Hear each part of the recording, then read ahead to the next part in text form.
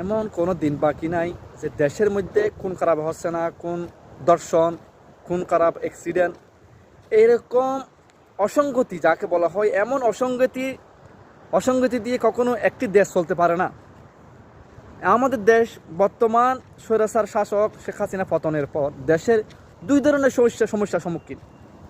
অভ্যন্তরীণ দিক দিয়ে বিএনপি বলেন, আওয়ামী লীগ বলেন, জামাত বলেন, এই জাতীয় ব্যক্তিরা ক্ষমতায় বসার জন্য, লুটে পড়ে বসার জন্য তাদের উঠে পড়ে রেখেছে অভ্যন্তরীণ ছিনতাইকারী, দর্শন, রাহাজানি, খুন খারাপি, এরকম বলতে গেলে বলে শেষ করা যাবে না।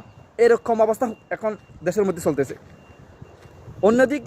অন্যদিক দিয়ে একদিক দিয়ে মায়ানমার, বার্মার এই কাফেরগুলা দেশকে অস্থিতিশীলতা করার জন্য, দেশের ভিতরে অরাজকতা, বিশৃঙ্খলা করার জন্য। আরেক পাশে ভারত, আমাদের চিরশত্রু, যে বন্ধুত্ব দোহাই দিয়ে দেশকে লুটে ফিটে খেয়েছিল শেখ হাসিনার আমলে, এখন সে যখন পালায়ন করছে দেশ থেকে, সেই এখন সুযোগ নিতেছে দেশের মধ্যে অস্থিতিশীলতা করার জন্য, দেশকে লুটে ফিটে খাওয়ার জন্য। তো এরকম একটি দেশ কখনো চলতে পারে না।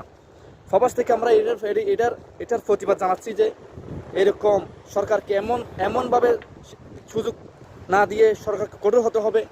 বর্তমান উপদেষ্টা পরিষদ যারা আছেন, তারা তাদেরকে যদি কি না করে, কঠোর হাতে যদি এই সমস্ত অপরাধগুলো দমন না করে, দেশ কখনো আগে যাবে না, দেশ রসাতলে যাবে, দেশ ধ্বংসের দিকে চলে যাবে।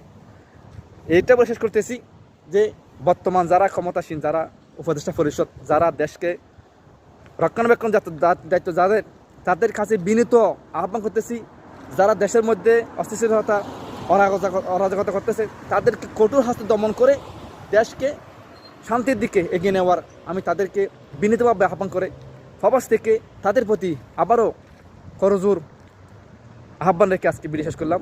আসসালামু আলাইকুম ওয়া রাহমাতুল্লাহি ওয়া বারাকাতুহু। ভিডিও দেখতে যদি ভালো লাগে থাকে একটু বেশি শেয়ার করবেন। ভালো থাকেন।